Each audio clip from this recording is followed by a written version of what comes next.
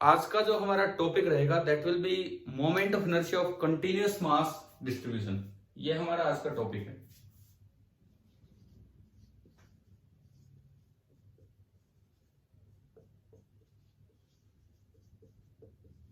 Moment of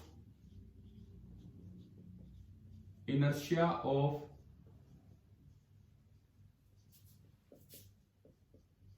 continuous mass distributions। जैसे हम discrete मास का पढ़ चुके हैं, अब उसके बाद है कंटिन्यूअस मास डिस्ट्रीब्यूशन में क्या होगा।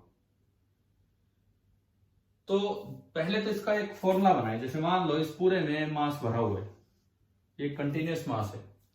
अब इसका मुझे मोमेंट ऑफ इनर्शिया चाहिए किसी एक्सिस के अबाउट। एक्सिस इसके बाहर से भी पास हो सकता है, इसके अंदर से भी, कैसा भी हो सकता है। ये मैंने एक्सिस माना और इसके अबाउट इस बॉडी को यूं घुमाना है, यूं। ये हिस्सा जो है इधर वाला हिस्सा घूम के फिर इधर आएगा, फिर उधर जाएगा, ऐसे घूमनी है। तो मुझे मोमेंट ऑफ इनर्शिया फॉर्मूला में इस एक्सिस के अबाउट लिखना पड़ेगा। तो वो कितना होगा, कैसे लिखें, सुनो। सबसे पहले आपको एक एलिमेंट मानना होगा।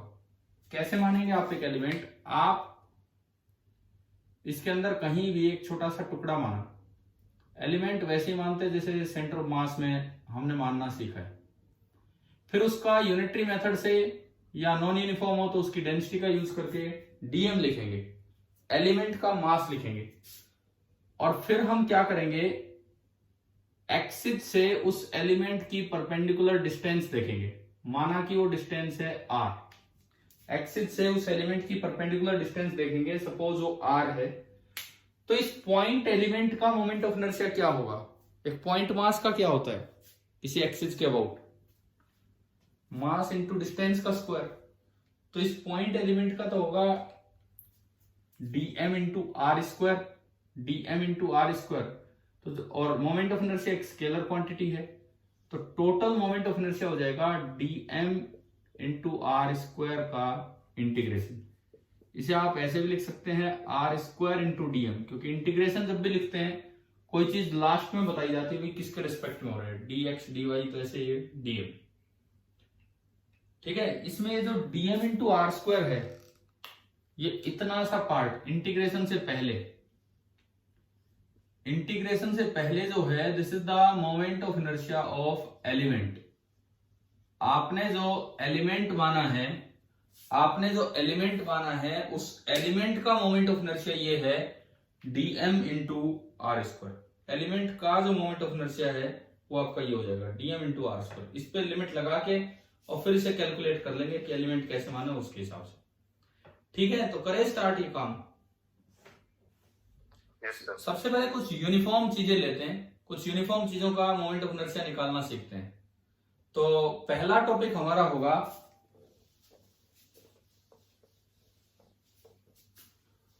सबसे पहला टॉपिक हमारा होगा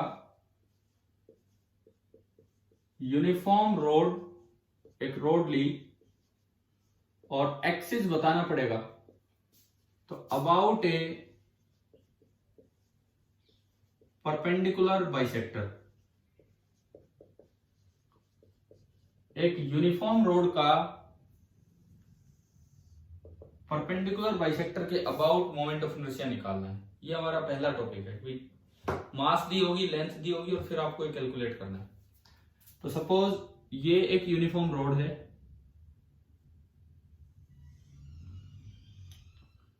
इसकी लेंथ है L,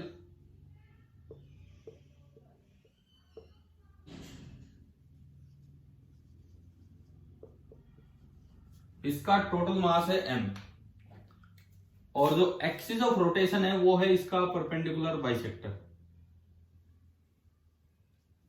इसके अबाउट रोड को घुमाना है और तब मुझे मोमेंट ऑफ इनर्शिया की जरूरत पड़ी है।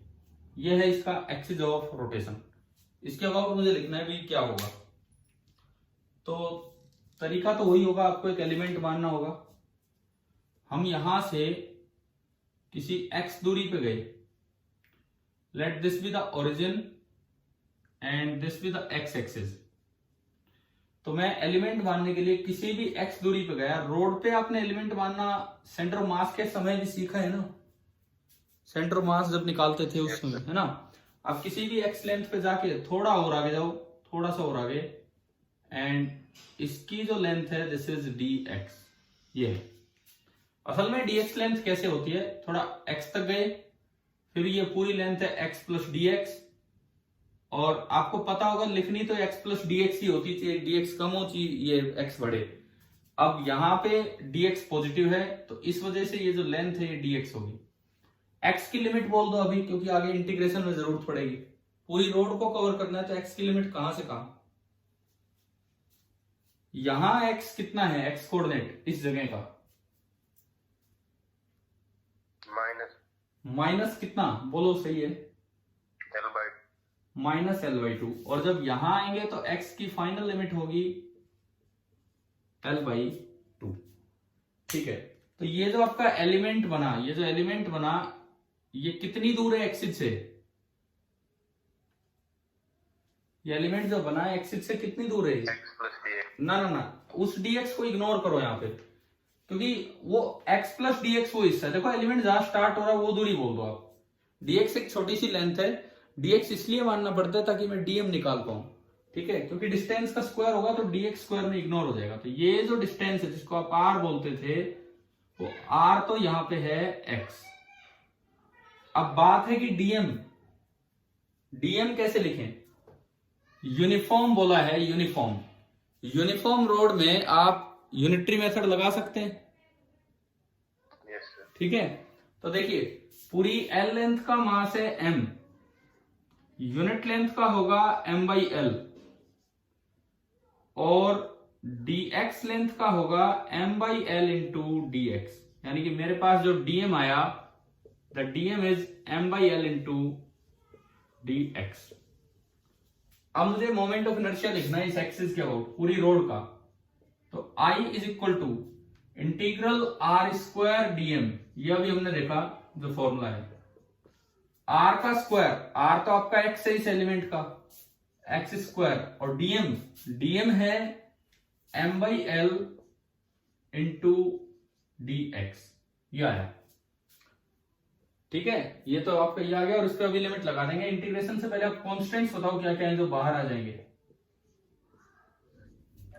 m बाई एल कॉन्स्टेंट है, अंदर बचा integral x square D x, और x की लिमिट ये दिख रही है हमें माइनस एल बाई टू से लेके प्लस एल बाई टू, तो I बराबर m by L x square D x का integration x cube by three, limit minus L by two से लेके एल बाई टू, ये हो गया।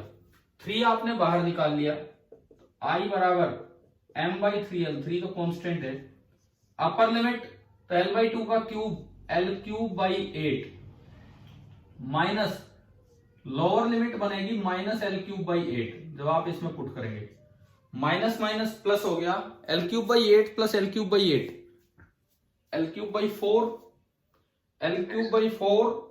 अब देखो एक एल नीचे है तो एक एल से एल क्यूब का एक एल कटेगा, तो एल स्क्वायर बाई फोर बचा, एल स्क्वायर बाई फोर, और 4 इंटू 3 12। तो फाइनल आंसर क्या आ रहा है परपेंडिकुलर बाइसेक्टर के about, M L square by 12। ये फॉर्मूला है, ये जितने भी हम यूनिफॉर्म वाले अभी क्वेश्चंस करेंगे, क्वेश्चंस नहीं है, फॉर्मूला है जो आपको क्वेश्चंस के लिए याद रखने होंगे आगे। तो एक यूनिफॉर्म रोड का उसके परपेंडिकुलर बाइसेक्टर के अबाउट मोमेंट ऑफ इनर्शिया होता है एम एल स्क्वायर बाई 12। अगर रेडियस ऑफ जायरेशन पूछा जाए तो वो कैसे लिखेंगे, कल सिखाया था वो, तो बताओ इसके अबाउट रेडियस ऑफ जायरेशन कैसे लिखें, कितना होगा मतलब।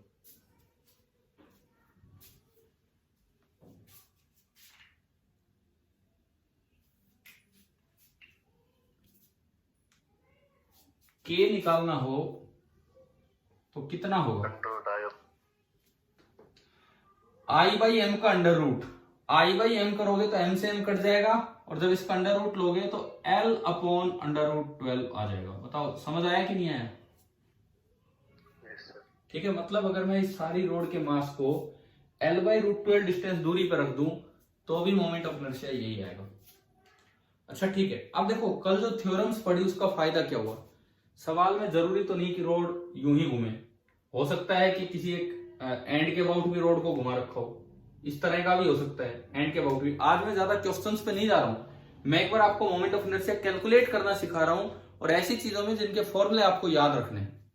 तो अब अगर एक और फॉर्मूला बनता है जो हमें याद ही रखना होगा, लेकिन उसके लिए दोबारा से प्रूफ पे जाने की जरूरत नहीं है, थ्योरम का यूज कर सकते हो। अब आप मुझे ये बताओ कि अगर एक एक्सिस यहां से पास हो रहा होता है, यहां से एक एंड से, एंड ऑफ द रोड से पास होता है और रोड के परपेंडिकुलर होता है, मान लो रोड को इसके अबाउट घुमाया जाता है, ऐसा भी तो हो सकता है ना रोड पूरी घूमे इसके अबाउट, ठीक है, एक एंड पे हिंज्ड हो रोड और फिर घूम रही हो, तो इसके अबाउट आई कैसे लिखे? ये साइड वाला एक्सिस है, साइड वाला जो एक एज से पास हो रहा है, एंड से पास हो रहा है। कौन सी थ्योरम का यूज करें? कौन सी थ्योरम का यूज करें बताइए। परपेंडिकुलर कैसे यूज हो जाएगी भाई बताओ? क्या ये दोनों एक्सिस परपेंडिकुलर है क्या? क्या हमने ये जो दो एक्सिस बोर्ड पे बनाए हैं, साइड मैंने लिखा, साइड वाला लिखना है, तो क्या ये परपेंडिकुलर है क्या? पैरेलल वाली थ्योरम यूज होगी। पैरेलल थ्योरम के लिए दो एक्सिस होने चाहिए, दोनों पैरेलल हो और कम से कम एक एक्सिस सेंटर ऑफ मास से पास हो। क्या इनमें कोई एक axis centre of mass of the road से पास हो रहा है क्या? बताओ, हो रहा है ना? ये ब्लू वाला एक्सिस, ये वाला axis centre of mass of the road से पास हो रहा है, तो मैं इसको आईसीएम लिख सकता हूं, जो अभी अभी आपने निकाला और वो निकल के आया ml²/12। तो आई जो एज वाला है, ये साइड वाला, that is equal to ICM plus क्या थी थ्योरम बोलो कल जो पढ़ा हमने? बोलो, इतना टाइम मत लगाओ यार, बोलो कल जो थ्योरम पढ़ी थी क्या थी वो? Total mass that is M into आगे क्या लिखना है? डिस्टेंस। दोनों एक्सिस के बीच का डिस्टेंस है कितना है? डिस्टेंस डी जो हम बोल रहे थे कल, है कितना? L/2। तो ये आपका हुआ L/2 का स्क्वायर। तो आईसीएम वो तो है ml²/12 प्लस ये टर्म है ml²/4, एलसीएम लिया 12, 1 + 3 तो ऊपर 4 बनेगा, 4/3 और 4/12 1/3, तो ये आ गया ml²/3। यानी कि सेंटर ऑफ मास से अगर परपेंडिकुलर एक्सिस पास होता है तो रोड का मोमेंट ऑफ इनर्शिया होगा ml²/12। एक्सिस एंड से पास हो और परपेंडिकुलर हो रोड के तो कितना होगा? ml²/3। और अगर k निकालना हो यहां से तो डायरेक्ट बोलना आना चाहिए, k कितना होगा? आ गया समझ कैसे लिखा है? मास से डिवाइड करके अंडर रूट ले लिया। तो रोड के तो दो फॉर्मूले याद रखे, और आगे जो और सवाल है वो तो कल की क्लास में लेके चलेंगे। आज एक बार पहले ना ये सिंपल फॉर्मूले क्या हैं, किस तरह से डराइव होने, कैसे एलिमेंट बनना, वो सीखना है। तो रोड के दो फॉर्मूले आपको याद रखने हैं। अगर उसके परपेंडिकुलर बाइसेक्टर के अबाउट लिखना हो तो ml²/12, और एंड से पास हो और परपेंडिकुलर हो तो ml²/3। अब ये बताओ कौन सा आई ज्यादा आया है, एंड वाला कि सेंटर ऑफ मास वाला? ज्यादा कौन सा आई आया है? एंड वाला। तो ये चीजें कल कहीं ना कहीं क्लास में आई थी कि नहीं ये बात, कि सेंटर ऑफ मास से अगर एक्सिस पास होगा तो सारे पैरेलल एक्सिस में से सबसे कम मोमेंट ऑफ इनर्शिया उसके अबाउट होगा, बाकी साइड वाले सारे उससे ज्यादा होंगे। हमें बताओ, क्लियर है? Yes sir. ठीक है। Yes sir. अब देखो, अब हम दूसरे पे चलते हैं, नंबर सेकंड।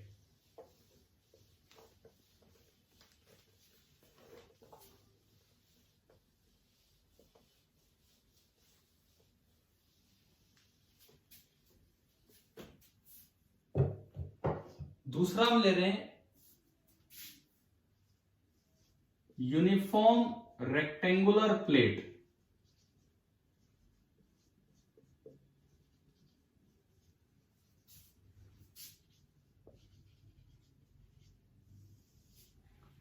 एक यूनिफॉर्म रेक्टेंगुलर प्लेट है, कुछ लेंथ और ब्रेड्थ उसकी होंगी।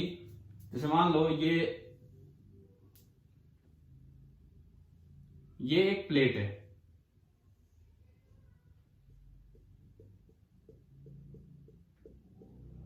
इसकी लेंथ है L, इसकी ब्रेड्थ है B एंड टोटल मास है वही कैपिटल M। इस तरह से।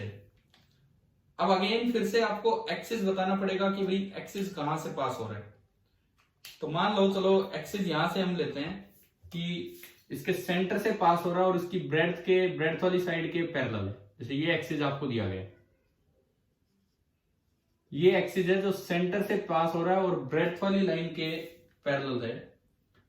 तो आपको ये बताना है कि अगर इस एक्सिस के अबाउट इस प्लेट को घुमाया जाए, इस एक्सिस के अबाउट मतलब यूं समझ गए हो कैसे घूमेगी ये प्लेट, एक हिस्सा बाहर आएगा एक हिस्सा पीछे जाएगा, इस तरह से घूमेगी ये प्लेट, इधर वाला हिस्सा बाहर गया उधर वाला हिस्सा पीछे गया, तो इस तरह से। तो उस मोशन के लिए अगर मुझे मोमेंट ऑफ इनर्शिया लिखना पड़े तो मैं कैसे लिखूं?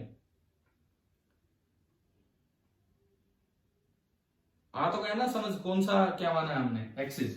ठीक है, एक डायरेक्ट तरीका आपको बताऊं एलिमेंट मानने से पहले। एलिमेंट मान के तो चलो कर ही लेंगे। देखो जब भी कभी एक यूनिफॉर्म सा डिस्ट्रीब्यूशन हो, यूनिफॉर्म डिस्ट्रीब्यूशन हो, तो आप एक्सिस के पैरेलल मास को फोल्ड कर लिया करो। एक डायरेक्ट रिजल्ट मैं बता रहा हूं, एक्सिस के पैरेलल मास को फोल्ड कर लिया करो और उसके बाद भी अगर डिस्ट्रीब्यूशन यूनिफॉर्म रहे तो जो अरेंजमेंट बनेगा उसका मोमेंट ऑफ इनर्शिया और इसका मोमेंट ऑफ इनर्शिया सेम रहेगा। देखो इसमें जो एक्सिस है, इसमें जो एक्सिस है, अगर मैं एक्सिस के पैरेलल इसको फोल्ड करूं तो ये क्या बनेगा, मैं इसके पैरेलल फोल्ड करके इसको दिखाता हूं। ये एक्सिस है हमारा, अगर मैं इस प्लेट को एक्सिस के पैरेलल फोल्ड कर दूं तो क्या एक रोड की तरह नहीं सिमट जाएगी? Yes, sir. कितनी लेंथ की रोड, कितनी लेंथ की road? L। This is equivalent to कि जैसे आपने एक L लेंथ की रोड बना दी। दिस इज इक्वलेंट टू कि जैसे आपने एक L लेंथ की रोड बना दी सीधी। ठीक है, यूं मत मानना यूं दबाया तो बाहर की तरफ फैल गया, ना ना ना, बस आप इसको यूं मान लो कि बस हम वही समेटते गए। ये मास उठा के मैंने यहां रख दिया, ये मास उठा के यहां रख दिया, ये मास उठा के। अब बताओ क्या ये रोड यूनिफॉर्म बनी है कि नहीं बनी है? भाई जितनी बी लेंथ यहां सिमटी है, बी लेंथ यहां सिमटी है, तो रोड यूनिफॉर्म है। अगर ये स्फीयर होता, अगर ये स्फीयर होता और मैं उसे समेट देता तो वो एक 2r लेंथ की रोड बनती, 2r लेंथ की, परंतु वो यूनिफॉर्म नहीं होती। समझ रहे हो? बीच में तो मास ज्यादा होता और साइडों में मास क्या रहता, कम रहता। समझ में आया कैसे बता रहे हैं? अगर ये एक स्फीयर होता, यूं स्फीयर, और उसको यूं समेटने की कोशिश करते तो एंड में तो मास थोड़ा सा आता, बीच में मास ज्यादा आता, सबसे बीच में बहुत ज्यादा आता, तो वो कुछ बनता भी तो नॉन यूनिफॉर्म बन जाता, तो आप उसको फोल्ड नहीं कर सकते थे। ठीक है, अब आप बताओ इसका मोमेंट ऑफ इनर्शिया क्या होता है, इसका रोड का, अभी जो देखा परपेंडिकुलर एक्सिस बाइसेक्टर के अबाउट ml स्क्वायर बाई 12, तो वही इस प्लेट का हो जाएगा। अगर मैं इस एक्सिस को एक्सिस नंबर 1 नाम दूं तो I1 जो होगा that will B ml square by 12। मतलब एक चीज हमें यहां से समझनी चाहिए कि अगर एक्सिस से उतनी ही दूरी पे मास है, फिर चाहे आप अरेंजमेंट को चेंज कर लो, उसका मोमेंट ऑफ इनर्शिया चेंज नहीं होगा। तो ये एक रोड थी, जैसे मैंने इस रोड को पैरेलल खोल दिया, एक्सिस के पैरेलल खोल दिया तो ये प्लेट बन गई, तो उससे मोमेंट ऑफ इनर्शिया पे कोई फर्क नहीं पड़ेगा। पहली बात ये बताओ कि डायरेक्ट ये मेथड समझ में आया क्या, कैसे देखा ये हमने? Yes, sir. अब बात आती है कि प्रूव करें। ठीक है, ये तो हो गया, लेकिन अगर एलिमेंट मान के करना हो तो अगेन वही तरीका है। मैं यहां से x लेंथ पे गया, x लेंथ पे गया और थोड़ा सा और आगे गया, dx आगे,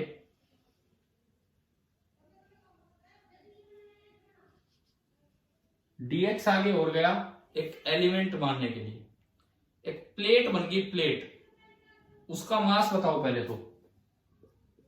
इस प्लेट का मास dm, यूनिटरी मेथड से, यूनिटरी मेथड, पूरी प्लेट का मास कितना है? M. और उसका एरिया कितना है? एरिया में है अब ये L into V. तो L इंटू बी जो एरिया है, L इंटू बी एरिया का मास है m, यूनिट एरिया का होगा m अपॉन एल बी। और हमें कितने एरिया का मास चाहिए? वो एरिया बताओ आप। B d x. B into D x, तो b into D x area का जो मास होगा that will be M upon L b into b d x. B से बी गया और ये आ गया M by L into D x, तो मेरे पास डीएम आ गया M by L into D x. अब ये बताओ ये जो डीएम है ये सारा मास एक्सिस से कितनी दूरी पे है? सारा का सारा मास एक्स। अगर सारा का सारा मास एक्सिस से एक्स डिस्टेंस दूर है तो जो आई होगा that will be integral R square यानी कि एक्स स्क्वायर इंटू डीएम, और डीएम आपका ये है M by L into D x.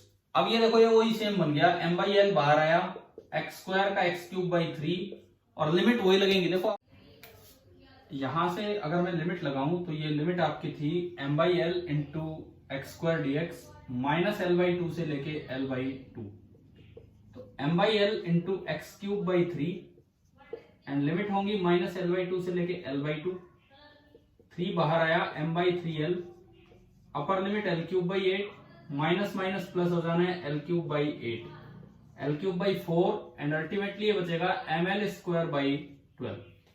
तो आपका आई निकल के आ गया एम एल स्क्वायर बाई 12, और अगर आप रेडियस ऑफ जायरेशन यहां से निकालें तो आएगा एल बाई अंडर रूट 12। ये आपका हुआ अबाउट दिस एक्सिस। सिमिलरली अब अगर मैं इस एक्सिस के अबाउट निकालूं तो पैरेलल फोल्ड करने वाला काम हम सीखें। ये लेंथ तो एल ही है, कोई एलिमेंट मानने की जरूरत नहीं है अब मुझे। अब अगर मैं एक एक्सिस लूं जो इसकी लेंथ के पैरेलल है, मैं अगर एक एक्सिस लूं जो इसकी लेंथ के पैरेलल है और उसके अबाउट अगर मैं इसको घुमाता हूं और मुझे आई लिखना हो तो आप इसको फोल्ड कीजिए पैरेलल टू द एक्सिस। तो ये एक्सिस है और ये जो बनेगा ये आपका बनेगा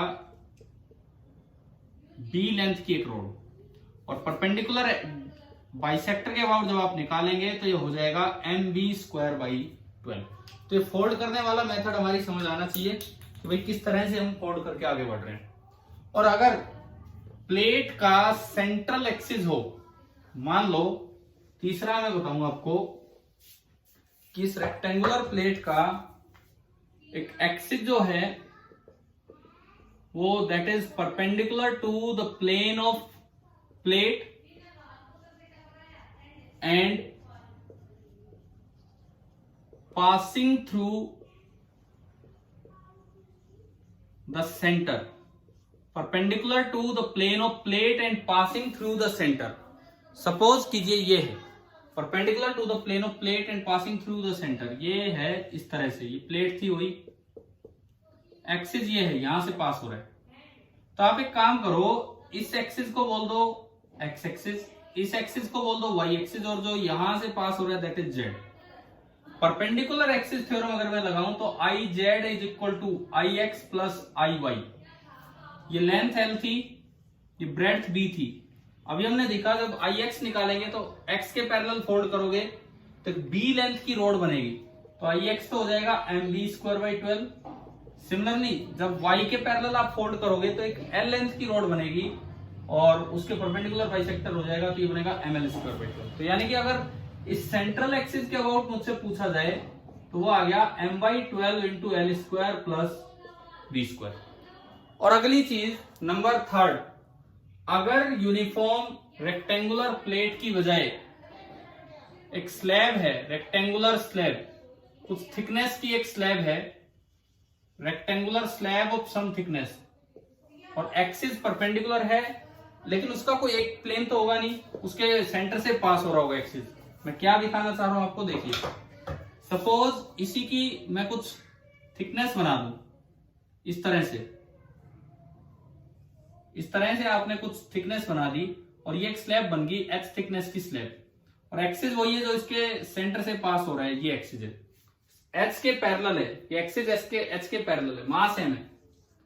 अब आपको अगर इसका मोमेंट ऑफ इनर्शिया लिखना हो तो आप सारे मास को समेट के एक्सिस के पैरेलल समेटेंगे तो this is equivalent to again की एक प्लेट बन गई जिसकी ब्रेड्थ है बी, लेंथ है एल, और एक्सिस वहीं से पास हो रहा है, यानी कि जो ये वाला मोमेंट ऑफ इनर्शिया था यही इस स्लैब का हो जाएगा। तो ये पैरेलल फोल्डिंग बड़ा इंपॉर्टेंट कॉन्सेप्ट है मोमेंट ऑफ इनर्शिया कैलकुलेट करने के लिए। पैरेलल फोल्डिंग से हमने 2-3 चीजें सीखी। रेक्टेंगुलर प्लेट का लेंथ के पैरेलल एक्सिस है तो निकाल लिया, ब्रेड्थ के पैरेलल एक्सिस है तो निकाल लिया, फिर परपेंडिकुलर एक्सिस थ्योरम से सेंट्रल एक्सिस से निकाला, और फिर एक थिक स्लैब है उसको फोल्ड किया, प्रेस किया, तो जो स्लैब का है वही उसका होगा, तो ये भी हमने निकाला। तो मुझे लगता है कि ये 3 तक तो आपको समझ आ ही गए हैं। इसके बाद अगले पे चलेंगे नंबर 4। हम अगला लेते हैं नंबर 4, यूनिफॉर्म सर्कुलर रिंग। यह है आपका नंबर 4, यूनिफॉर्म सर्कुलर रिंग, और इसका हम निकालते हैं मोमेंट ऑफ इनर्शिया। सपोज ये कोई रिंग है, कोई भी रिंग है, इसका रेडियस r है और मास m है, और एक्सिस हम ले रहे हैं जो इसके बिल्कुल सेंटर से और इसके प्लेन के परपेंडिकुलर है। मतलब ये इसका एक्सिस ऑफ रोटेशन है, इस बोर्ड के प्लेन में इसको घुमाया जा रहा है। ये इसका एक्सिस ऑफ रोटेशन है, बोर्ड के प्लेन में इसको घुमाया जा रहा है। r इसका रेडियस है, और जो मास है वो हमने माना है m।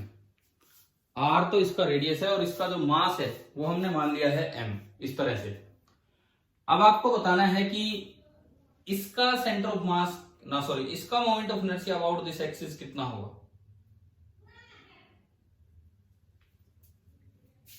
वैसे ये बहुत आसान है, ये बहुत आसान है देखना। आप रिंग पे कोई भी मास मानोगे, कोई भी मास कहीं भी मान लो, कहीं भी एक छोटा सा मास आपने माना dm, और रिंग से कितनी दूर है वो, एक्सिस से कितनी दूर है रिंग का कोई भी मास। ये एक्सिस है, ये एक्सिस है, ये मास कितनी दूर है एक्सिस से, r। आप कोई भी मास मानेंगे, सारे के सारे मास r दूरी पे हैं। आप यहां मानोगे dm, उसकी भी एक्सिस से जो परपेंडिकुलर डिस्टेंस है, इसकी भी परपेंडिकुलर डिस्टेंस, सबकी r है। तो अगर आप किसी भी एलिमेंट के लिए लिख के और फिर इंटीग्रेट करोगे तो आई बनेगा इंटीग्रल ऑफ, कितना बनेगा, जो भी इसका मास है, पहले मैं डिस्टेंस लिख लूं, डिस्टेंस का स्क्वायर इनटू मास। अब क्योंकि r सबके लिए सेम है, बराबर दूरी पे है, तो r बाहर ही आ गया और अंदर ओनली बचा इंटीग्रल dm। और इंटीग्रल dm तो टोटल मास ही होगा m। तो यानी कि सिंपली आपका क्या आ गया, I is equal to mr²। तो अगर मैं यहां से k लिखूं अबाउट दिस एक्सिस, तो k बराबर रेडियस ही आ गया। जैसे आप सारे मास को समेट के रेडियस जितनी दूर पॉइंट मास बना दो तो भी यही होगा। बताओ रिंग का आ गया समझ में? हाँ जी, रिंग का क्लियर है ना आप सभी को? ठीक है। अब अगर कोई और एक्सिस दिया जाए, जैसे रिंग का डायमेट्रिकल एक्सिस, चलो डायमीटर से पहले मैं एक एक्सिस और लेता हूं जो इसके एज से, पेरिफेरी से पास हो रहा है और इसके पैरेलल है। इसके अबाउट अगर रिंग को घुमाया जाए, ये कोई एक्सिस दिया जाए, कौन सी थ्योरम लगेगी ये इसके अबाउट आई निकालने के लिए? अगर मैं इस एक्सिस के अबाउट आई निकालना चाहता हूं तो कौन सी थ्योरम लगानी होगी मुझे?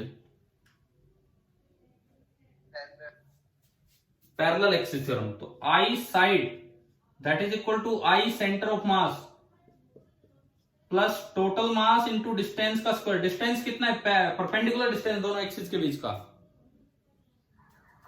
r। तो mr² ये आया था और mr² ये है, तो ये हो जाएगा 2mr²। अब इसके बाद बताओ, चलो ये आ गया ना समझ में, ये तो ठीक है। इसके बाद अगली चीज, अगर डायमीटर के अबाउट पूछा जाए कि भाई इसके किसी एक डायमीटर के अबाउट, तो मैंने कल डिस्क में बताया था यार ये तरीका, डायमीटर के अबाउट कैसे निकालना है। कैसे बताया था कल डिस्क में, परपेंडिकुलर एक्सिस थ्योरम लगा के, कि डायमीटर के अबाउट कैसे निकालते हैं। आप क्या मान लीजिए, 2 परपेंडिकुलर डायमीटर मान लीजिए इसके प्लेन में, रिंग एक प्लेनर ऑब्जेक्ट है, 2 परपेंडिकुलर डायमीटर मान लिए और दोनों डायमीटर हैं, तो इसके अबाउट भी आई डायमीटर होगा और इसके अबाउट भी आई डायमीटर होगा। और जब आप इन तीनों को परपेंडिकुलर एक्सिस थ्योरम में यूज करेंगे तो ये I central I central this will be equal to I diameter plus I diameter, तो यानी कि 2 टाइम्स आई डायमीटर, और आई सेंट्रल निकल के आया है एम आर स्क्वायर। तो किसी एक डायमीटर के अबाउट जो आई होगा वो आपका बनेगा एम आर स्क्वायर बाई 2। बताओ समझ आया कि नहीं आया, कैसे निकाला है? ठीक है। और अगर उसी के प्लेन में कोई टेंजेंट आ जाए, तो इसके प्लेन में ही कोई टेंजेंट आ जाए, सपोज एक रिंग है, ये सब कुछ मैं हटा रहा हूं, कोई एलिमेंट मुझे नहीं मानना, ये एक रिंग है और ये एक्सिस यूं है, इसके प्लेन में एक टेंजेंट है और उसके अबाउट रिंग को घुमाया जा रहा है, पूरी रिंग उधर, फिर पूरी रिंग घूम के इधर आ गई, फिर उधर चलेगी, ऐसे घुमाया जा रहा है। अब मुझे आई लिखना हो, अब कैसे लिखें बताओ? थ्योरम्स का यूज करके बताओ, थ्योरम्स का यूज करके कैसे लिखें?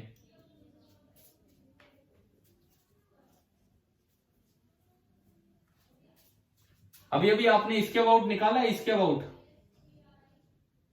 डायमीटर के अबाउट आई डायमीटर कितना निकल के आया? एम आर स्क्वायर बाई 2, और ये सेंटर ऑफ मास से पास हो रहा है और ये एक्सिस इसके पैरेलल है और इन दोनों के बीच की दूरी r है। तो बताओ ये इसके अबाउट कितना होगा? कितना होगा?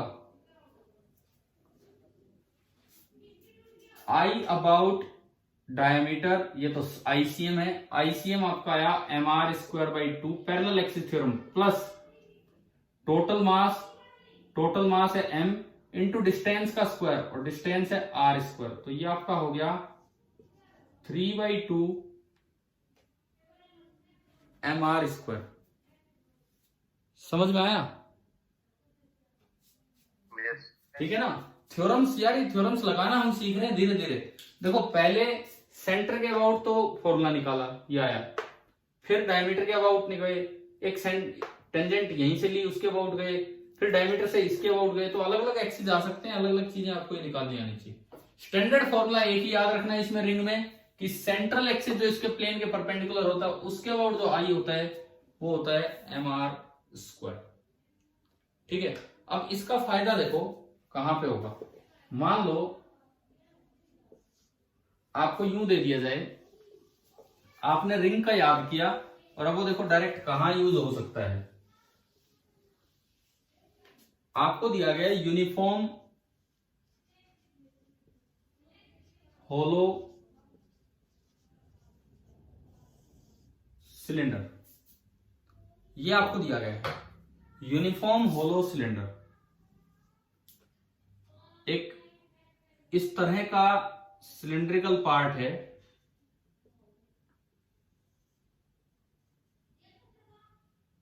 रेडियस इसका r है, लेंथ इसकी l है, और एक एक्सिस है जो इसके बीचों बीच सेंटर से पास हो रहा है, यहां से इसके अबाउट इसको घुमाया जा रहा है। अब आपको बताना है कि I क्या होगा। कैसे लिखें बताओ? बिना एलिमेंट बने, बिना कुछ किए हम कैसे लिखें?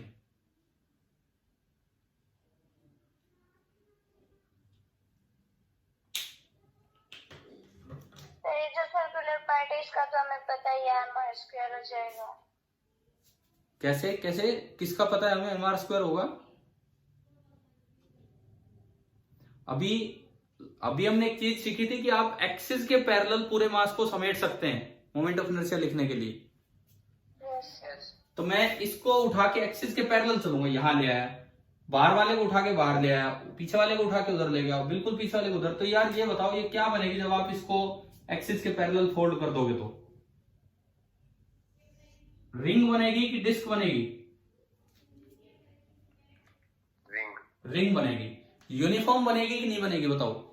जितना मास इधर उठा के लाए उतना ही मास इधर उठा के लाए, उतनी ही लेंथ का मास इधर, एल लेंथ ही पीछे गई, तो यानी कि ये एक यूनिफॉर्म रिंग में कन्वर्ट होगी, ये एक यूनिफॉर्म रिंग में कन्वर्ट होगी, और एक्सिस यहां से ऐसे पास हो रहा है, एक्सिस जो है वो यहां से ऐसे पास हो रहा है। तो हमने रिंग का तो भी पढ़ा ही था, आर रेडियस की रिंग बनी है, मास अगर इसका m था तो इसका भी m होगा, आर रेडियस की रिंग है, बताओ क्या लिखा जाएगा इसका मोमेंट ऑफ इनर्शिया? mr। तो ये इसी का हो गया। होलो सिलेंडर का भी हमें डायरेक्ट लिखना आ गया mr²। ठीक है, अगले पे चलते हैं। ये सारे फॉर्मूले हैं, एक थ्योरम व्योरम छोड़ो, बाकी चीजें जो डायरेक्ट याद करते हैं वो रिजल्ट आपको याद आना चाहिए। थ्योरम तो हम अप्लाई कर लेंगे वहां पे। Number 6, uniform circular disc. छठे नंबर पे है कि एक यूनिफॉर्म सर्कुलर डिस्क है। एक बार बताओ, कल एग्जांपल लिया था डिस्क वाला, तो आपको याद है उसका सेंटर वाले एक्सिस के अबाउट क्या फॉर्मूला बताया था मैंने? ये एक डिस्क है, पूरी पूरी अंदर से भरी हुई है। एक्सिस ये है जो यहां से पास हो रहा है, मतलब इसके आर पार, perpendicular to its plane and passing through the centre. मैंने जो एक्सिस माना है that is perpendicular to the plane of disc. Axis जो है वो डिस्क के प्लेन के परपेंडिकुलर है and passing through its centre, और इसके सेंटर से पास हो रहा है। यही हमने रिंग में माना था। कुछ याद है? कल एक बार इसका हम यूज भी कर चुके हैं थ्योरम समझाने के लिए। आर रेडियस है, एम मास है, तो कितना मोमेंट ऑफ इनर्शिया था इसका?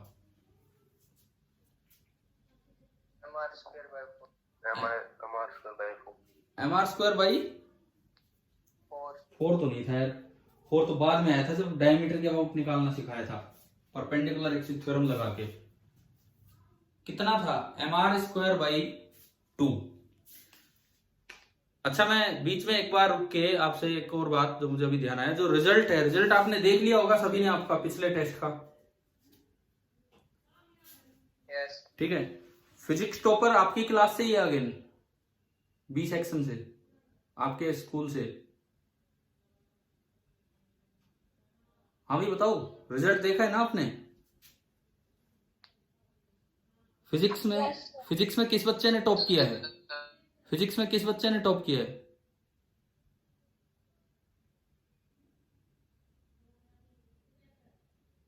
अरे बताओ, फिजिक्स में किस बच्चे ने टॉप किया है? Yes sir. क्या नाम है? विवेक। विवेक, कितने मार्क्स हैं फिजिक्स में? सर 82। 82। शायद हाईएस्ट महेंद्रगढ़ कैंपस में आपके ही हैं फिजिक्स में, है ना? Yes sir. चलो ठीक है भाई, बहुत अच्छी परफॉर्मेंस है। और टॉपर पहले भी आपके सेक्शन से आए हैं एक दो बार, इस बार भी इस तरह से हैं। और जो उसमें रिजल्ट लिस्ट में था कि अबव 70, अबव 50, तो अबव 50 आपकी क्लास से 12 स्टूडेंट्स दिखा रखे हैं। अब हैं कितने हमारी क्लास में? मुझे लगता है इतने ही बच्चे हैं, 12-13 के करीब ही हैं जो क्लास में आते हैं, जो मैं देखता हूँ। ठीक है, तो सभी बच्चों ने ऑलमोस्ट 50 क्रॉस किया ही है। ठीक है, एक अच्छी परफॉर्मेंस है। आप इसी तरह से लगे रहें, फिजिक्स में बहुत अच्छा कर रहे हैं आप लोग। देखो, आते हैं वापस इसी काम पे।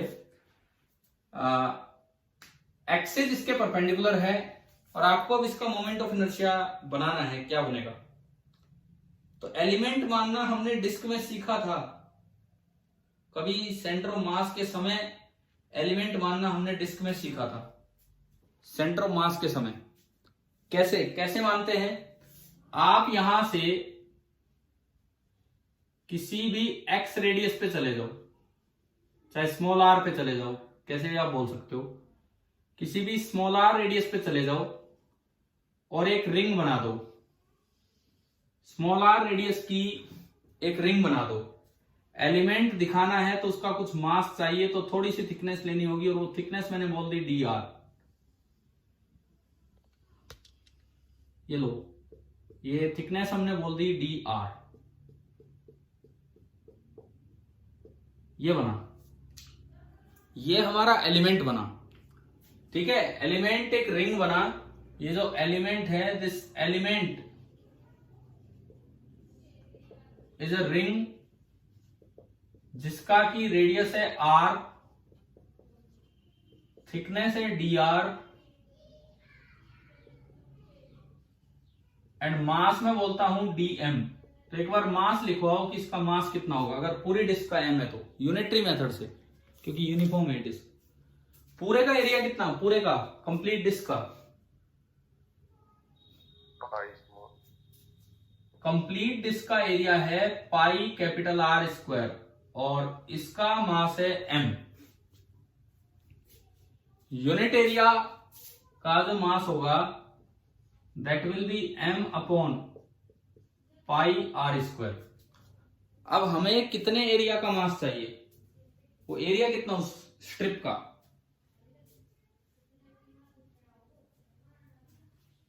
हाँ जी ना ना ना, मैंने एक और तरीका बताया था, इसको काट के सीधा कर लो तो एक अप्रोक्सीमेटली एरिया निकल जाता है। अगर मैं इस ब्लू स्ट्रिप को काट के सीधा करूं तो ऑलमोस्ट एक रेक्टेंगुलर सी स्ट्रिप बनती है, बताया था ना कभी सेंटर मास के समय। ये साइड साइड का एरिया इग्नोर कर दें तो ये लेंथ तो बनती है 2 पाई r और ये विड्थ बनती है dr। तो इस रेक्टेंगुलर स्ट्रिप का एरिया कितना हो गया, 2 पाई r dr। तो 2 पाई r dr एरिया का जो मास होगा, 2 पाई r dr एरिया का जो मास होगा वो हो जाएगा m upon pi r square into 2 पाई r dr। पाई से पाई गया तो मेरे पास dm आ गया, 2m by capital R square into r dr। ठीक है, हम dm निकाल चुके। अब इस dm के बाद एलिमेंट का मोमेंट ऑफ इनर्शिया लिख के और उसका इंटीग्रेशन करना है। ये एलिमेंट हमारी रिंग है, dm हम निकाल चुके, मैं बस उसको रख रहा हूं, मैं खाली इस dm को रख रहा हूं। अब मुझे इस एलिमेंट का मोमेंट ऑफ इनर्शिया निकाल के उसका इंटीग्रेट करना है। एलिमेंट एक रिंग है और एक्सिस उसके सेंटर से जा रहा है। देखो ये हमारा एलिमेंट है और एक्सिस बिल्कुल इसके सेंटर से जा रहे हैं। तो हमने अभी पढ़ाई था, डी आई लिख देता हूं, एलिमेंट का मोमेंट ऑफ इनर्शिया। रिंग के अगर सेंटर से परपेंडिकुलर एक्सिस जाए तो उसका मोमेंट ऑफ इनर्शिया क्या हुआ करता है, mr स्क्वायर। तो इसका m तो है dm और इस रिंग का रेडियस कितना है, इस रिंग का रेडियस स्मॉल r, तो ये हो गया dm इंटू आर स्क्वायर। तो अगर मैं इसको वैल्यूज पुट करूं dm की तो ये बन रहा है 2m upon capital R square into r और r square r cube dr। आप बताओ क्या di लिखना आ गया, एलिमेंट का मोमेंट ऑफ इनर्शिया कैसे लिखना है। हाँ भाई, एलिमेंट का मोमेंट ऑफ इनर्शिया लिखना आ गया क्या आपको, कैसे लिखना है फिर से बताऊं। सुनो, इस बार एलिमेंट एक पॉइंट मास नहीं है, एलिमेंट एक रिंग है। तो मैंने उस रिंग को अलग कर लिया, उसकी थिकनेस थोड़ी सी इसलिए दिखाते हैं ताकि डीएम निकल जाए, उसको मैंने इग्नोर करके यहां रख दिया। तो एक रिंग बनी जिसका रेडियस r है, एक्सिस यही है जो इसके सेंटर से पास हो रहा है, एक्सिस यही है जो इसके सेंटर से पास हो रहा है, बिल्कुल रेडियस r है, ये एक्सिस है, इसका मास है dm। तो एक रिंग का फॉर्मूला अभी पिछले टॉपिक में प्रूव किया था, रिंग का फॉर्मूला होता है about this central axis moment of inertia का मास इनटू रेडियस का स्क्वायर, है ना भाई, याद है तो आपको। ठीक है, तो मैंने डी आई लिखा इस एलिमेंट का, उसी को तो इंटीग्रेट करते हैं। तो इसके अबाउट होगा डीएम, इसका मास इस ब्लू स्ट्रिप का, और इंटू आर स्क्वायर। और डीएम आपने यूनिटरी मेथड से निकाला था वो यहां पुट कर दिया और इंटू आर स्क्वायर किया, तो R into R square R cube बन गया। अभी बताओ क्या डी आई समझ आया, डी आई कैसे लिखा है। हाँ भाई, कोई डाउट है इसमें तो बताओ। ठीक है, तो मुझे टोटल आई चाहिए तो इसको इंटीग्रेशन करना है। इसका इंटीग्रेशन करोगे तो 2m constant, r square constant और अंदर ओनली बचेगा r क्यूब dr। अब r की लिमिट इसको देख के बताओ, -r टू +r या 0 टू r,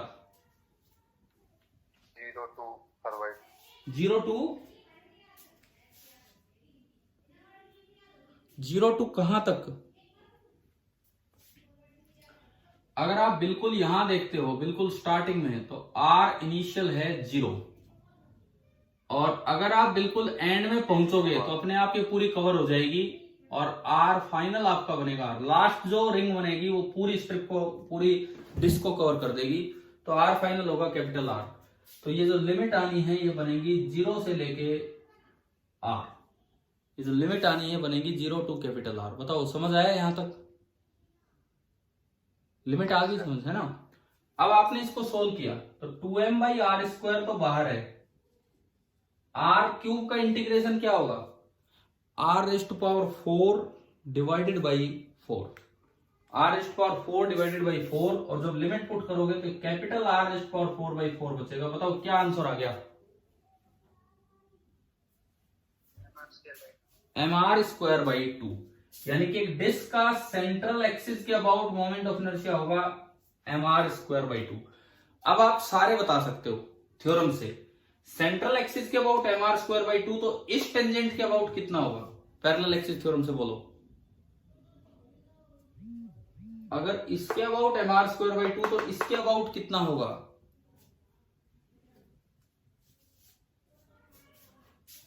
अगर इसके अबाउट mr²/2 तो ये साइड वाला एक्सिस है, तो mr²/2 तो सेंटर ऑफ मास वाला प्लस m इंटू डिस्टेंस का स्क्वायर r², तो mr²/2 प्लस mr² कितना हो गया,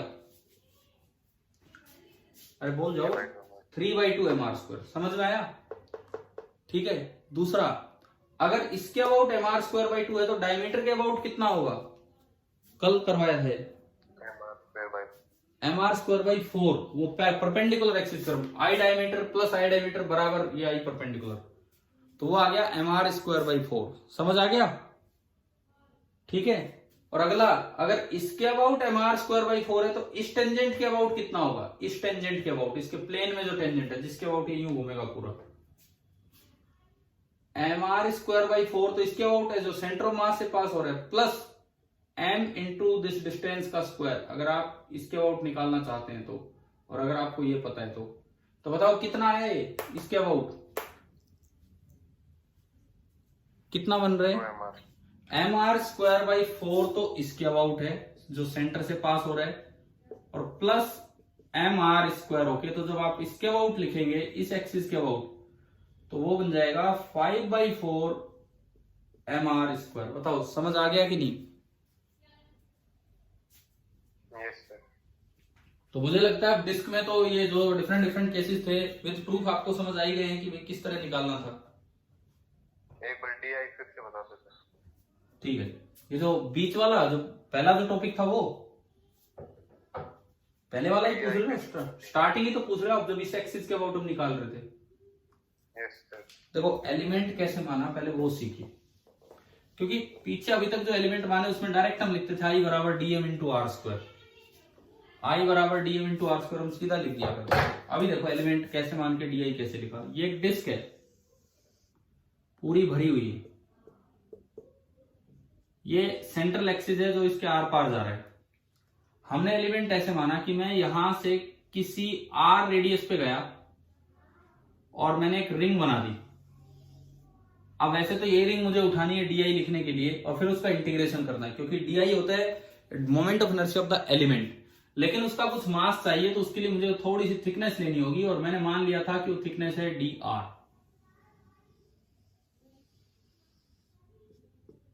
ये मैंने माना कि ये जो थिकनेस है, ये थिकनेस हमने मानी dr। तो ये पतली सी रिंग हमारा एलिमेंट है, एलिमेंट एक रिंग है जिसका रेडियस r है, थिकनेस dr है और मास dm है। सबसे पहले तो ये बताओ ये dm कैसे निकला यूनिटरी मेथड से, क्या इसमें कोई डाउट है? No sir. हो गया ये तो ठीक है। अब DI कैसे लिखा, आप केवल बाहर के और इधर के मास पे ध्यान मत दो, केवल इस रिंग को देखो, तो मैंने एक पतली सी रिंग बना दी, r रेडियस की एक रिंग है, और जो एक्सिस वो उसके सेंटर से और परपेंडिकुलर एक्सिस है। और अभी हमने पिछले टॉपिक में प्रूव किया था कि अगर सेंटर से परपेंडिकुलर एक्सिस जाएगा, तो जो मोमेंट ऑफ इनर्शिया होगा कितना होगा, सेंटर से रिंग का कितना था, m × r² था ना ये। तो इस एलिमेंट का DI जो होगा ये रहा DI, इसका मास, अब इसका मास तो m नहीं है, इसका मास तो dm है, इंटू इसका रेडियस कैपिटल R नहीं है, इसका रेडियस स्मॉल r है, तो ये आपका DI आया। dm तो ये है और साथ में r² मल्टीप्लाई होगा तो r³ हो गया, r³, और उसके बाद बस फिर आगे इंटीग्रेशन ही करना था। बताओ क्या ये डिस्क का समझ आया कि नहीं आया? आ गया सर। ठीक है।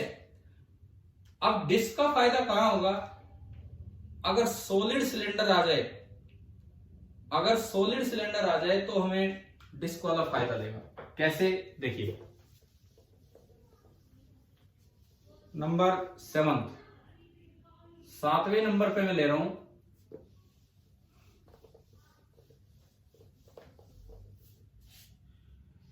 यूनिफॉर्म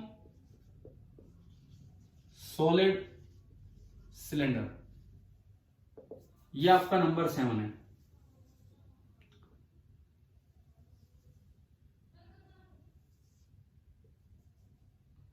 देखिए ये आपने एक पूरा सॉलिड सिलेंडर लिया और एक्सिस यहां से पास हो रहा है, यूनिफॉर्म है, टोटल मास m है और जो रेडियस है दैट इज r। अब आपको I लिखना है इसका, बताओ कैसे लिखे, इसका I कैसे लिखे, बिना कोई एलिमेंट माने डायरेक्ट कैसे लिखे। लेंथ इसकी L मान लो अगर आपको जरूरत पड़े तो। आप क्या करो, एक्सिस के पैरेलल इसे फोल्ड कर दो। एक्सिस के पैरेलल अगर आप सारा मास समेट के लाओगे तो बताओ ये क्या बनेगा, बताओ क्या बन जाएगी अगर ये एक्सिस के पैरेलल आप सारा मास समेट के लाओगे तो।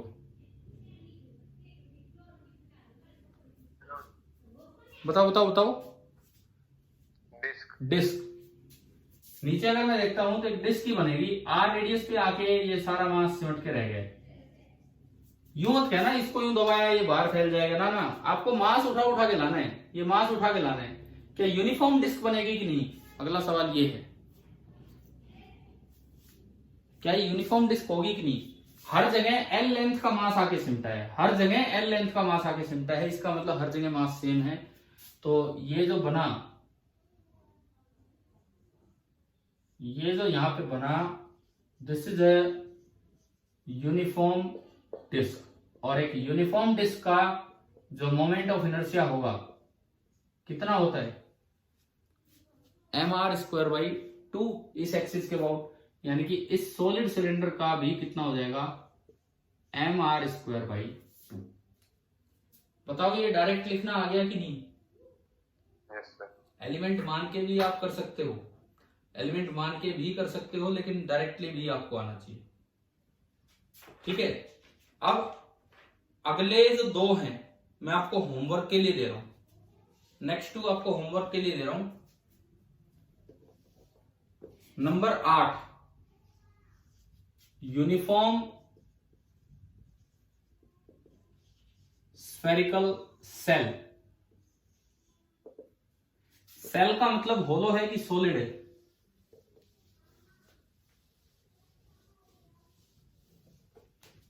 यानी सेल का मतलब होलो है या सॉलिड है, कैसा है,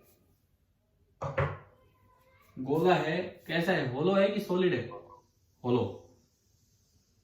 ये एक होलो स्फीयर है और इसके बिल्कुल सेंटर से पास हो रहा है। अब इसमें ना आप ये नहीं बोल सकते कि इसके प्लेन में है कि इसके परपेंडिकुलर प्लेन में, क्योंकि ये प्लेनर ऑब्जेक्ट है ही नहीं, स्फीयर 3D ऑब्जेक्ट होता है।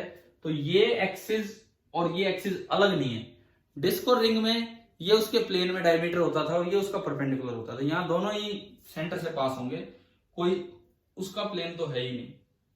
तो अगर एक m मास का यूनिफॉर्म स्फेरिकल सेल है और r उसका रेडियस है, तो चाहे ये डायमीटर लो चाहे ये डायमीटर लो, कोई भी diameter low, I about diametrical axis, सारे डायमीटर एक जैसे हैं, कोई इसके प्लेन में और कोई इसके परपेंडिकुलर नहीं है। अब ये प्रूव आपको करना है कि जो भी होगा, और फॉर्मूला याद भी रखना है 2/3 mr², ठीक है। मैं आपको अभी बताऊंगा कहां से प्रूव कर देना है, कहां पे एग्जैक्टली ये है, ठीक है। और अगला, अगर इसकी बजाय यूनिफॉर्म सॉलिड स्फीयर होता, अगर उसकी बजाय एक यूनिफॉर्म सॉलिड स्फीयर होता, तो यूं बताओ इतने ही मास का सॉलिड स्फीयर है, रेडियस r है, इससे कम होता मोमेंट ऑफ इनर्शिया कि इससे ज्यादा होता,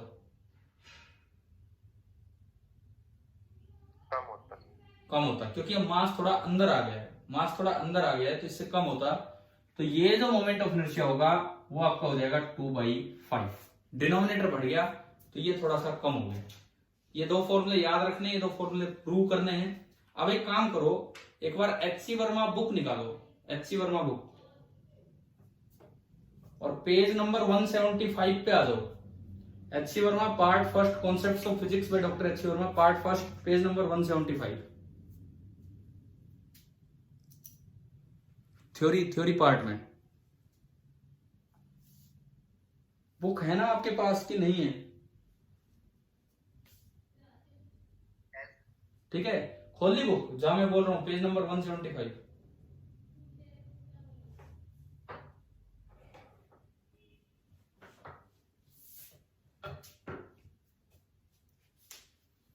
बताओ, मैं वेट कर रहा हूं, क्या बुक में आपने निकाल लिया ये पेज? Yes sir. ठीक है, सुनो, इसमें एक छोटी सी एडिंग दिख रही है, moment of inertia of continuous mass distributions, इस पेज के एंड में। Yes sir. ठीक है, इसमें देखो, पहले तो इन्होंने एक जनरल फॉर्मूला दिया, I बराबर इंटीग्रल r² dm, वो हम यूज ही कर रहे हैं। अब अगले पेज पे देखो 176 पे, a uniform road about A perpendicular bisector. आज हमने ये किया, परपेंडिकुलर बाइसेक्टर भी किया, और फिर उसके बाद उसके साइड वाला पार्ट भी। आज जो हमारी सीक्वेंस है वो यही है, तो इसीलिए मैं आपको दिखा रहा हूं कि ml²/12 भी निकाला और फिर ml²/3 भी निकाला। उसके बाद हम गए प्लेट पे, इन्होंने केवल ml²/12 और mb²/12 निकाल के दिखा रखे। मैंने उसके बाद एक परपेंडिकुलर एक्सिस लिया था प्लेट के, और उसके अबाउट बना था m/12 into l² plus b², आ गया था ये। ठीक है, तीसरे नंबर पे हमने प्लेट की बजाय स्लैब ले ली थी h हाइट की, तो उसको समेटा, तो उसमें भी कोई फर्क नहीं पड़ा था, और m/12 l² प्लस b² बन गया था। ठीक है, चौथे नंबर पे हमने लिया जो इसका सी पार्ट है, रिंग का एक बार में ही आ गया था mr², और फिर उसमें जगह जगह थ्योरम लगा के दिखाई थी कि mr² आ गया। फिर उसमें जगह जगह हमने थ्योरम लगा के दिखाई थी, कैसे कि भाई mr² आ गया तो एक बार डायमीटर के अबाउट निकालो, एक बार उसके परपेंडिकुलर टेंजेंट, एक बार उसके प्लेन में टेंजेंट, है ना, वो सारी चीजें इनके साथ हमने यूज की। उसके बाद अगला इन्होंने दिया है सर्कुलर प्लेट, जो डिस्क है वो, और डिस्क का हमारा निकल के आया था mr²/2, शायद इसी तरह से किया होगा, एलिमेंट लिखा, हाँ यही था पूरा, डी लिखा और फिर उसका इंटीग्रेशन। ठीक है, फिर हमने रिंग के बाद डिस्क ना लेके, पहले हमने रिंग के बाद लिया था होलो सिलेंडर, हमने रिंग के बाद लिया था होलो सिलेंडर, फिर डिस्क ली थी, इन्होंने रिंग के बाद डिस्क दी है। बताओ समझ आ रहा है क्या? ठीक है, क्योंकि कल की क्लास में टोटली मोमेंट ऑफ इनर्शिया पे क्वेश्चंस चलने, तो आपको ये समझ आना चाहिए कि कैसे कैलकुलेट किया, तभी जाके क्लियर हो पाएगा। उसके बाद हम गए सॉलिड सिलेंडर पे। सॉलिड सिलेंडर का मैंने प्रूफ नहीं करवाया, मैंने आपको डायरेक्ट बताया बोर्ड पे फोल्ड करके जो डिस्क का होता है वही होगा। एक मिनट बताओ, क्या सॉलिड सिलेंडर को हमने प्रूव किया है कि डायरेक्ट फोल्ड करके किया है? सॉलिड सिलेंडर जो आपने किया, प्रूव किया था या डायरेक्ट फोल्ड करके बताया mr²/2? बोले भाई, अरे ध्यान नहीं है, इतनी सी देर में भूल गए क्या? बोलो, सॉलिड सिलेंडर का कैसे किया था हमने? प्रूव किया है या डायरेक्ट फोल्ड करके बताया था? फोल्ड करके। तो उसका प्रूफ इस बुक में पेज नंबर 177 पे जस्ट रीड कर लेना, जस्ट आप रीड कर लेना। दिख रहा है आपको F part, moment of inertia of uniform solid cylinder about its axis, दिख रहा है ना आपको एफ पार्ट? ठीक है, जस्ट वहां से रीड कर लेना। इसके बाद सुनो, अगले दो मैंने आपको होमवर्क में दिए हैं, लेकिन साथ में आपको दिखा रहा हूं कि कहां है ये प्रूफ पढ़ने हैं आपको, ताकि आपको खुद समझ आ जाए, तो बहुत अच्छी बात है, नहीं तो फिर हम करवाएंगे अगली बार। क्या है जी में, क्या दे रखा है? एफ के बाद जी में कौन सा लिया है? होलोस्फीयर। समझ आ गया? दिख रहा है ना, स्फेरिकल सेल है, होलोस्फीयर मीन स्फेरिकल सेल। और इन्होंने दो मेथड से करके दिखा रखा है, और ये आ रहा है 2/3 mr², एलिमेंट मान के दो तरीके से कर रखा है, और ये आ रहा है 2/3 mr²। अगले पेज पे आपको मिल गया होगा ये फॉर्मूला। ठीक है, थोड़ा सा आप बोलो। उसके बाद बताओ अगला क्या है, एच क्या है? एच क्या बोला है? एच क्या है आपकी बुक में? यूनिफॉर्म सॉलिड ये लास्ट बनाया मैंने कहा इसका प्रूफ करना, मैं आपको प्रूफ दिखा रहा हूं, आपको समझना है, समझ आ जाए तो बहुत ही अच्छी बात है, खुद ही करना। एच का प्रूफ वहां थोड़ा सा है, एलिमेंट कैसे माना वो आप समझना, एक थिक सेल सा माना होगा उससे, और वो प्रूव कर दिया उन्होंने 2/5 mr²। तो एटलीस्ट ये काम HCV की थ्योरी से अपना कंप्लीट करने की कोशिश करना। नहीं समझ आता है कोई बात नहीं, इंटीग्रेशन में अटकते हो कोई बात नहीं, मैं आपको बताऊंगा फिर कहीं ना कहीं कैसे होगा, ठीक है। उसके बाद इसमें दिया है जो हम थ्योरम पहले यूज करते हैं, 2 important theorems on moment of inertia, एक थ्योरम ऑफ पैरेलल एक्सिस और एक थ्योरम ऑन परपेंडिकुलर एक्सिस। इनके इन्होंने छोटे छोटे से प्रूफ भी दिए हैं, प्रूफ मत पढ़ना, कोई जरूरत नहीं है, कोई जरूरत नहीं है प्रूफ पढ़ने की, वैसे ही फॉर अपने इंटरेस्ट के लिए अगर आप पढ़ना चाहो तो पढ़ सकते हो, नहीं तो कोई जरूरत नहीं है, क्योंकि आपके सिलेबस से बाहर की बात है।